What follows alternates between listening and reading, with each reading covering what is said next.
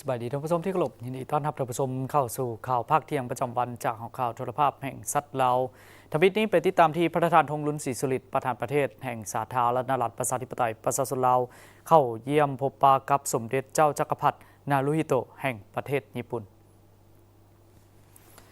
ในวันที่30 พฤษภาคม 2025ประธานธงลุ้นศรีสุริตประธานประเทศแห่งสปป.ลาวได้เข้าเยี่ยมพบปะกับสมเด็จเจ้าจักรพรรดินารุฮิโตะแห่งประเทศญี่ปุ่นท่ามกลางบรรยากาศที่2ประเทศลาวและญี่ปุ่นพร้อมเฉลิมฉลองการสร้างตั้งสายพันธ์การทูตครบรอบ70 ปีในโอกาสนี้ประธานประเทศได้แสดงความขอบใจต่อการต้อนรับอันอบอุ่นพร้อมทางตีราคาสูงต่อสายพันธ์การทูตซึ่งทั้ง2ประเทศพร้อมเฉลิมฉลองสายพันธ์ทางการทูตนำกันครบรอบ70 ปีอย่างคึกคืนและมีความหมายประชาชนลาวทุกทั่วหน้ามีความปิติยินดีเป็นอย่างสูงที่สมเด็จเจ้าหญิงไอโกะจะเสด็จเยี่ยมยามสปป.ลาวเป็นประเทศทำอิฐสำหรับการเยี่ยมยามต่างประเทศของพระองค์ในเดือนพฤศจิกายน 2025 ที่จะมาถึงนี้ข้าพเจ้าเชื่อมั่นว่าเจ้าหญิงไอโกะจะมีความประทับใจที่ได้มาเยี่ยมยามสปป.ลาวดังที่เจ้าหญิงก็คือพระบิดาของพระองค์ที่ได้มาเยี่ยมยามสปป.ลาวเมื่อ 13 ปีก่อนรวมทั้งองค์มงกุฎราชกุมารพระสายาและเจ้าหญิงมาโกะได้เยี่ยมยามสปป.ลาว3 ครั้งผ่านมาคือปี 1999 ปี 2001 และ 2010 ซึ่งบรรดาพระองค์ได้สัมผัสกับวัฒนธรรมและฮิตของประเพณีอันดีงามของลาวก็คือการทัศนศึกษาตัวจริงจากบรรดา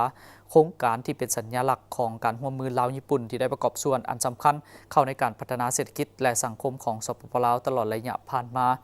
อีกเท่านึงข้าพเจ้าขอมีความปิติยินดีเป็นอย่างสูงที่ได้มีโอกาสเข้าเยี่ยมพบปะสมเด็จในโอกาสเดินทางมาเยี่ยมยามประเทศญี่ปุ่นครั้งนี้และแสดงความหวังว่าจะมีโอกาสต้อนรับสมเด็จ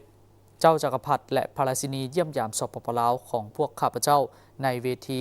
ที่สมเด็จในเวลาที่สมเด็จที่มีความสะดวกข้าพเจ้าขออวยพรไซอันประเสริฐมายังสมเด็จและพระราชินีพร้อมด้วยพระบรมวงศานุวงศ์ทุกพระองค์จงมีความผาสุกมีพลานามัยสมบูรณ์ประชาชนและประเทศญี่ปุ่นมีความเจริญรุ่งเรืองยิ่งขึ้นไป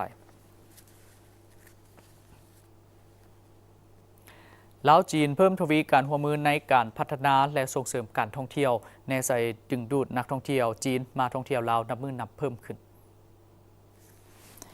พิธีลงนามขอบเขตการจัดตั้งปฏิบัติเวียกงานผู้ต่างหน้าการท่องเที่ยวสปป.ลาวประจำสปป.จีนระหว่างกรมโฆษณาการท่องเที่ยวกระทรวงแถลงข่าววัฒนธรรมและท่องเที่ยวและบริษัทเฟิงห่วงเหอวัฒนธรรมและสื่อมวลชนสากลปักกิ่งสปป.จีนจัดขึ้นในวันที่29 พฤษภาคม 2025 ที่นครหลวงเวียงจันทร์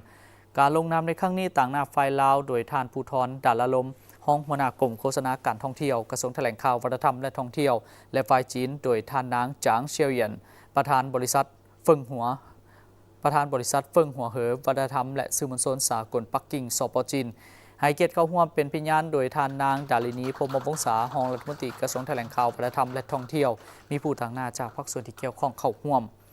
การลงนามขอบเขตการจัดตั้งปฏิบัติเวียกงานของผู้ต่างหน้าการท่องเที่ยวสปป.ลาวประจำสปป.จีนนี่แม้นได้กำหนดขอบเขตการปฏิบัติงานงบประมาณข้อห้ามการยกเลิกและอื่นโดยมีเป้าหมายในการปฏิบัติหน้าที่โฆษณาและส่งเสริมการท่องเที่ยวลาวของผู้ต่างหน้าการท่องเที่ยวลาวอยู่สปป.จีนอย่างกว้างขวางและได้รับผลดีบนพื้นฐานการสร้างแผนการเคลื่อนไหวและกิจกรรมโฆษณาการท่องเที่ยวลาวที่เหมาะสมภายใต้การผสมผสานของกระทรวงทวท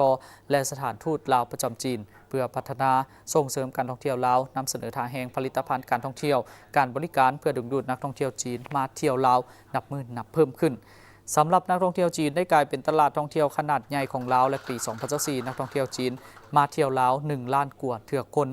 พร้อมนี้ยังได้แต่งตั้งผู้ต่างหน้าการท่องเที่ยวสปป.ลาวอยู่สปป.จีนเพื่อเฮ็ดให้การพัวพันหัวมือนำมือใกล้สิติดแท้และกว้างขวางเอื้ออำนวยในการส่งเสริมการท่องเที่ยวได้รับการปรับปรุงดีขึ้นเป็นต้นนโยบายวีซ่านโยบายส่งเสริมการลงทุนในแขนงการท่องเที่ยวอยู่สปป.ลาวการเปิดเที่ยวบินโดยกงจากตัวเมืองใหญ่ของสปป.จีนมาสปป.ลาวการเปิดการนำไส้เส้นทางรถไฟลาวจีนการแลกเปลี่ยนถอดถอนบทเรียนและการยกระดับความรู้ความสามารถทางด้านวิชาการในแขนงการท่องเที่ยว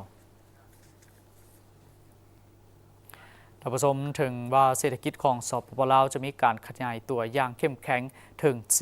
4.1% ในปี 2024 ผ่านมาแต่ธนาคารโลกได้ออกบทรายงานใหม่ที่ชี้ให้เห็นว่าประเทศกำลังจะประเสริญกับการขยายตัวที่ช้าลงในปี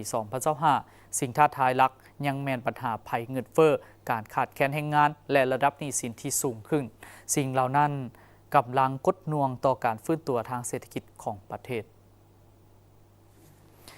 ตามบทรายงานที่มีชื่อว่าบทรายงานเศรษฐกิจลาวรับมือกับความเสี่ยงได้ระบุว่าการเติบโตของเศรษฐกิจลาวในปีกายนี้ได้รับแรงหนุนจากการขยายตัวของแขนงการที่สำคัญต่างๆเช่นบริการการขุดค้นบ่อแห่การส่งออกไฟฟ้าและกสิกรรมถึงอย่างใดก็ตามธนาคารโลกคาดคะเนว่าการขยายตัวทางเศรษฐกิจจะลดลงมาอยู่ที่ 3.5 ส่วนห้อยในปี 2025 สาเหตุหลักแม้นมาจากความต้องการสินค้าจากต่างประเทศที่ลดลงและภาระการชำระหนี้สินที่คาดหวังจะสูงขึ้นซึ่งจะส่งผลกระทบต่อการลงทุนของภาครัฐถึงว่าจะมีสิ่งท้าทายเหล่านี้ข่าวดีก็คือการเก็บรายรับของรัฐบาลได้ดีขึ้นโดยได้รับการช่วยเหลือจากการฟื้นฟูภาษีน้ำมันและการคุ้มครองภาษีที่มีประสิทธิภาพหลายขึ้นซึ่งเฮ็ดให้รัฐบาลมีพื้นฐานทางด้านการเงินเพิ่มขึ้นด้านแขนงการท่องเที่ยวของลาวก็ได้แสดงให้เห็นถึงการฟื้นตัวที่น่าสังเกตโดยมีนักท่องเที่ยวต่างประเทศเพิ่มขึ้น21ส่วนห้อยและการเดินทางภายในประเทศก็เพิ่มขึ้นสิ่งนี้ได้รับการสนับสนุนจากการปรับปรุงการเชื่อมต่อด้านคมนาคมและความต้องการที่เพิ่มขึ้นจากประเทศใกล้เคียงนอกนี้การส่งออกพืชผักที่บ่แม่นข้าวและปศุสัตว์ก็ได้ประกอบส่วนสร้างความเข้มแข็งให้แก่แขนงกสิกรรมของประเทศถึงอย่างไรก็ตามสิ่งท้าทายต่างๆก็ยังมีอยู่ต่อเนื่องถึงแม้ว่าอัตราเงินเฟ้อจะชะลอตัวลงในปี 2024 แต่ยังคงอยู่ในระดับ 2 ตัวเลขจนถึงต้นปี 2025 สืบต่อกัดกินกำลังซื้อของประชาชนและเพิ่มต้นทุนสำหรับผู้ประกอบการการรักษาอัตราแลกเปลี่ยนให้ผู้มีความมั่นเทียงหลายขึ้นและนโยบายเงินที่เข้มงวดขึ้นได้ช่วยเฮ็ดให้ภัยเงินเฟ้อลดลงนอกจากนี้การปรับปรุงรายรับของรัฐบาลและการคุ้มครองสภาพคล่องผ่านบัญชีคลังเงินเดียวหรือประตูเดียวที่สร้างตั้งขึ้นใหม่ก็มีส่วนช่วยเสร็จกันเป็นต่อที่การเปิดอย่างเป็นทางการแล้วศูนย์กายบำบัดเพื่อสุขภาพบ้านนาแห่เมืองศรีโคตะบองพิธีเปิดศูนย์กายบำบัดเพื่อสุขภาพจัดขึ้นในวันที่27พฤษภาคม 2025 อยู่บ้านนาแฮเมืองศรีโคตะบองนครหลวงเวียงจันทน์โดยมีท่านสมนึกบุญสาผู้บริหารศูนย์กายบำบัดท่านนางอารีนาแสงมณีผู้อำนวยการศูนย์ลาวกายบำบัดท่านบุญทองกองมณีผู้จัดการฝ่ายการตลาดหนังสือพิมพ์เวียงจันทน์ไทม์ที่ปรึกษาศูนย์มีอำนาจปกครองบ้านนาแฮมีบรรดาแพทย์หมอและคนเจ็บที่มาเป็นปัวเข้าร่วมท่านนางอารีนาแสงมณีได้กล่าวว่าการสร้างศูนย์ลาวกายบำบัดเพื่อบริการนวดฟื้นฟูทั่วไปให้แก่ผู้เจ็บป่วยช่วยให้ดีขึ้นกลับมาใช้ชีวิตปกติทางนี้ยังเป็นการประกอบส่วนช่วยสังคมโดยเฉพาะผู้ที่มีสุขภาพบ่แข็งแรงให้มีสุขภาพแข็งแรงขึ้นพิเศษแม้นผู้ที่เป็นอัมพฤกษ์อัมพาตให้สามารถกลับคืนมาใช้ชีวิตได้ปกติถือว่าพวกเขาช่วยคนได้หลายพอสมควรมีประสบการณ์หลายเนาะก็ขอฝากให้ชาวลาวพวกเขาทั่วประเทศลาวหรือว่าชาวต่างประเทศสนใจอยากมาบำบัดนำพวกเขาเนาะพวกเขาถือว่ามีชีมือที่ว่าประสบการณ์หลายพอสมควรเนาะถือว่าท่านหมอเฮาท่านหมอมองเนาะที่ว่าเรียนอยู่ต่างประเทศก็ใช้เวลาทั้งเรียนทั้งเฮ็ดเวียกใช้เวลาเกือบ17 ปีเนาะถือว่ามีประสบการณ์หลายสมควรครับข้าพเจ้าก็เชื่อมั่นและก็ข้าพเจ้าก็เป็นผู้หนึ่งที่ว่าซื้อคอร์สนี้เป็นคอร์สที่2เนาะแล้วก็สิซื้ออีกหลายๆคอร์สเนาะกลยุทธ์ของเพิ่นก็แม่น99 ปีย่างได้เนาะหมายถึงว่าอายุนี้สามารถยืนฮอด99 ปีย่างได้นะทั้งหมดรวมทั้งท่านหมอแล้วก็มีท่านหมอ3ท่านเนาะแล้วก็มีเรือนั้นผู้ช่วยกับประมาณ17ท่านทั้งหมดท่านก็ประมาณท่านหมอครับเปิดตั้งแต่ 8:00 น. หา 8:00 น. แลงจ้ะทุกมื้อเลยจ้ะอยู่สะดวกสบายบนจอดรถก็สบายจ้ะหลังจากเสร็จสิ้นภารกิจของท่านหมอจากคุณหมอแล้วก็จะเป็นภารกิจของแพทย์ทางเลือกของกายภาพบำบัดซึ่งกายภาพบำบัดของเฮาจะลงลึกในเรื่องของทุกระบบของร่างกายตั้งแต่การหมุนเวียนเลือดระบบการเคลื่อนไหวของคอต่อกล้ามซีนเนาะการทรงตัวต่างๆแม่นเฮาจะฟื้นฟูในตามสเต็ปตามระดับที่ร่างกายรับไหวแล้วก็เหมาะสมกับวัยนั้นๆเพราะฉะนั้นแล้วแพทย์ทางเลือกนี่เฮาสามารถฟื้นฟูได้ทุกเพศทุกวัยนับตั้งแต่เด็กน้อยแรกหากเกิดมาแล้วพิการหรือว่าหากอุบัติเหตุแล้วสิ้นสุดจากการปิ้นปวกของทางหมอและหมอจะแนะนำว่าสามารถกายภาพฟื้นฟูได้ ศูนย์แห่งนี้เบื้องต้นได้สร้างตั้งขึ้นอยู่เมืองหนองบกแขวงคำมวนในปี 2019 หา 2022 และในปี 2022 หา 2024 ได้ตั้งอยู่บ้านอากาศปัจจุบันแม่นตั้งอยู่บ้านนาแฮเมืองสีโคตะบองนครหลวงเวียงจันทน์ผ่านมาได้ประกอบส่วนช่วยเหลือในการปิ้นปัวคนเจ็บจากการเกิดอุบัติเหตุที่บ่สามารถช่วยเหลือตนเองได้กลับมาสุขภาพแข็งแรงคือกับคนปกตินี่ปัวไปแล้วก็กินยาเขาจะก็ส่งกลับบ้านทีแรกก็นอนติดเตียงแล้วก็เว้าบ่ได้ช่วยเหลือตัวเองบ่ได้เพียงแต่ใส่ออกซิอาหารก็ใส่ท่อแล้วบัดนี้น้องสายเนาะแล้วก็ว่าแนะนำมาให้กายภาพว่าน้องก็ว่าโอ้สิดีบ่ไปมากายภาพมันน่ะแล้วก็ลองว่าไปเบิ่งไปเปิดใจเบิ่งนะมาที่แรกก็ห้ามสองเพิ่นย่างบ่ได้เนาะทีแรกมาแล้วเขาเจ้ากายภาพบำบัดหมอก็ว่าถามหมอว่าโอกาสลูกชายสิดีบ่หมอก็ว่าอันดีน้องรับประกัน6คอร์สแต่ที่จริงคอร์สที่2ลูกค่อยก็สามารถปาดได้แล้วก็ย่างได้มาบำบัดเบิ่งอยู่นั่นน่ะศูนย์แห่งนี้เนาะก็ถือว่าข้าพเจ้าได้มานี่ได้มาเข้าคอร์สนึงแล้วคอร์สนึงนี่จะมีอยู่15เทื่อเนาะเทื่อนึงก็สิอยู่ประมาณ5ชั่วโมง6ชั่วโมงรายงานก็ครึ่งมื้อเลยว่าซั่นซะจังซั่นแล้วแม่นว่ามาเข้าคอร์สทำบิดนี่ก็รู้สึกว่าอันใดก็ลงเบิดเด้เพราะว่าอาจจะว่าความดันไขมันแล้วก็ตั้งทรงก็ถือว่าปกตินะปัจจุบันนี้ก็รู้สึกว่าเว้าได้หลายคันมานี่แม่นเว้านี่แม่นฟ้าวๆและเสียงนี่จะบ่ชัดเจนแบบนี้ว่าซะทบิดก็แค่มาบำบัดเบิ่งมากายบำบัดเบิ่งรู้สึกว่าดีขึ้นอาการฮะไข้ขึ้นมาทีแรกก็บ่อยากเชื่อปานใดแต่ว่าเมื่อพังอาการได้ทิศ1 2ทิศอาการมันดีขึ้นกินยานี่นะเฮากินยานี่นะดีเป็นดีแต่ตอนกินแล้วกินยาแล้วก็เจ็บคือเก่าแต่อันนี้เขาน้อยว่ายอมรับว่าเพิ่นเฮ็ดได้ถึงเส้นถึงเอ็นเพราะว่าเวลานวดไปประมาณทิศนึงอาการมันสิเจ็บแฮงแล้วก็หลังจากกายทิศนึงไปแล้วอาการมันสิผ่อนคลายค่อยเฮ็ดให้เฮาดีขึ้นอาการของเฮาหั่นนะหรือว่าสุดยอดเลยนะแต่ว่าก็บ่ได้เว้าว่าให้ผู้ใดเชื่อหาเพราะว่ามันก็ให้มาสัมผัสด้วยตัวเองทุกอย่างนั่นแหละเนาะบรรดาแพทย์หมอที่อยู่ศูนย์กายบำบัดแห่งนี้ส่วนหลายแม่นแพทย์หมอที่จบมาจากต่างประเทศด้านกายบำบัดจากประเทศเพื่อนบ้านและจบมาจากมหาวิทยาลัยสุขภาพอยู่ลาวจำนวนหนึ่งพร้อมนั่นยังมีนักเรียนฮู้ที่ได้เรียนรู้วิธีรักษาแบบแพทย์แผนจีนที่เยาวราชและพระโขนงเรียนยาจีนและเรียนรู้การนวดกับอาจารย์ศาสตร์การนวดแบบมาเลเซียนอกนั้นบรรดาผู้ช่วยการบำบัดยังได้ผ่านการฝึกอบรมการนวดและการปรุงแต่งพืชเป็นยากับสถาบันการแพทย์การยาพื้นเมืองเวียงจันทน์และได้ไปทัศนศึกษา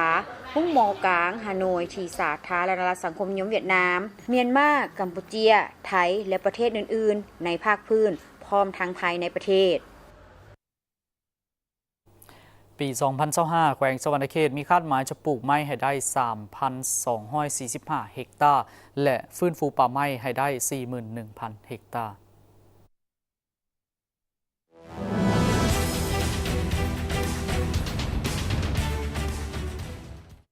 เนื่องในโอกาสวันปลูกต้นไม้แห่งชาติการนำของแผนกเกษตรกรรมและป่าไม้แขวงสวรรณเขตได้วางคาดหมายปี 2025 จะปลูกไม้ให้ได้ 3,245 เฮกตาร์และฟื้นฟูป่าไม้ให้ได้ 41,000 เฮกตาร์โดยปริญญาเอกสุนันทาจุลมณีหัวหน้าแผนกเกษตรกรรมและป่าไม้แขวงสวรรณเขตในฮู้ว่าป่าไม้แม่นทรัพยากรอันล้ำค่าของปวงชนลาวทั้งชาติการปกปักรักษาพัฒนาและนำไส้ป่าไม้แม่นสิทธิ์หน้าที่และพันธะของทั่วปวงชนผ่านมาพรรคและรัฐบาลก็คือองค์การปกครองท้องถิ่นแต่ละขั้นถือสำคัญและมีความเป็นห่วงเป็นใยต่อกับเวียกงานดังกล่าวโดยได้มีการวางแนวทางนโยบายสร้างปรับปรุงกฎหมายมติคำสั่งและนิติกรรมต่างๆในสายคุ้มครองปกปักรักษาพัฒนาและนำไส้ทรัพยากรป่าไม้ให้มีความยืนยงทั่วแขวงมีเนื้อที่ทั้งหมด 2,177,400 เฮกตาร์เป็นแขวงที่มีเนื้อที่กว้างใหญ่ในนี้มีเนื้อที่ดินป่าไม้ที่ได้ผ่านการจัดสรรแล้วจำนวน 1,244,358 เฮกตาร์เท่ากับ 57.14 ส่วนห้อยซึ่งรวมมีป่าสงวน 661,792 เฮกตาร์ป่าป้องกัน 3,9,048 เฮกตาร์ป่าผลิต 22,485 เฮกตาร์และปลูกป่า 7,853 เฮกตาร์แขวงสวรรณเขตได้กำหนดให้อัตราการปกหุ่มป่าไม้บรรลุ 66.57 ส่วนห้อยปี 2025 นี้แขวงสวรรณเขตก็คือแผนกกสิกรรมและป่าไม้แขวงได้กำหนดตัวเลขคาดหมายสู่ส่วนเกี่ยวกับเรื่องงานปลูกไม้ฟื้นฟูป่าสู่ส่วนเก็บแกนไม้ให้ได้ 1,860 กิโลกรัมกาเบียไม้ให้ได้ 2,400,000 เบี้ยเล็งใส่ปลูกไม้ให้ได้ 3,245 เฮกตาร์และฟื้นฟูป่าให้ได้ 41,000 เฮกตาร์ชนิดไม้ที่ปลูกมีไม้ดูแต้คาขยุงหำงัวแคนวิกกระถินนรงค์ไม้ประดับและไม้ให้มากชนิดต่างๆติดพันกับขบวนการปลูกต้นไม้คือวันปลูกต้นไม้แห่งชาติวันที่ 1 มิถุนายนก็คือการเฉลิมฉลองวันเด็กน้อยสากลแผนกกสิกรรมและป่าไม้แขวงได้สมทบร่วมกับองค์การปกครองเมืองอุทุมพรได้เปิดการสร้างขบวนการปลูกต้นไม้โดยได้กำหนดเอาวันที่ 1 มิถุนายน 2025ที่บ้านดงน้อยเมืองอุทุมพรซึ่งเป็นเขตป่าสงวนของเมืองเป็นบ่อนจัดพิธีปลูกไม้ซึ่งปลูกในเนื้อที่5 เฮกตาร์กว่าซึ่งคาดคะเนว่าจะปลูกต้นไม้ทั้งหมดจำนวน 80,000 กว่าต้นซึ่งประกอบมีชนิดไม้แขนเหือ 3,000 ต้นไม้แต้คา 3,000 ต้นไม้ขยุง 1,000 ต้นและไม้ดู 1,550 ต้นติดพันกับการห่างหากาเกียมในการปลูกต้นไม้ทางแผนกกสิกรรมและป่าไม้แขวงก็ได้ออกแจ้งการหาบรรดาองค์การกสิกรรมและป่าไม้เมือง14 เมือง1 นครเพื่อระดมให้อำนาจการปกครองเมืองปลูกต้นไม้ให้เป็นขบวนการฟดฟื้นพร้อมนี้ก็ได้มีโฆษณาเผยแพร่ติดป้ายโฆษณาในจำนวน 8 จุดในทั่วแขวงเพื่อให้สังคมได้รับรู้วันปลูกต้นไม้แห่งชาติรวมถึงการเฉลิมฉลองวันเด็กน้อยสากลเนื่องในโอกาสวันปลูกต้นไม้แห่งชาติปริญญาเอกสุนันทาจุลมณีก็ได้เรียกร้องมายังพ่อแม่ประชาชนทุกทั่วสังคมเว้ารวมเว้าเฉพาะก็คือชาวแขวงสวรรณเขตจงพร้อมกันปลูกต้นไม้ให้เป็นขบวนฟดฟื้นปลูกตามดินหัวดินสวนดินเป้าวางสวนสาธารณะและบ่อนที่มีเงื่อนไขเพื่อแนใส่เพิ่มเนื้อที่ป่าไม้ให้ได้ 66.5 ส่วนห้อยตามแผนการของแขวงที่เฮ็ดให้แขวงสวรรณเขตเป็นพื้นที่สีเขียวเพิ่มขึ้นมีอากาศและสิ่งแวดล้อมที่ดีบริษัท FMB พัฒนาเทคนิคและการค้าจำกัดโซลูมและศูนย์ซ่อมแปลงรถที่ทันสมัยที่ได้รับความไว้วางใจจากลูกค้าตลอดมาในการบริการโดยทีมงานคุณภาพพร้อมมอบข้อเสนอที่ดีที่สุดให้กับลูกค้าและพวกเขายังมีทีมงานสร้างที่มีประสบการณ์สูงสามารถวิเคราะห์ปัญหาแก้ไขปัญหาให้ถึกจุดและว่องไวสถานที่ตั้งอยู่บ้านดุงเมืองเซเสถานครหลวงเวียงจันทน์ติดกับไฟแดงนาควายเส้นทาง450 ปีสามารถติดต่อเบอร์โทรและ WhatsApp 021-218-585 และ 020-554-67308 Facebook FMB Development Technical and Commercial Company Limited อีเมล fmbcarshowroom99@gmail.com นึกถึงโซลูมและศูนย์ซ่อมแปลงรถให้นึกถึงบริษัท FMB พัฒนาเทคนิคและการค้าจำกัด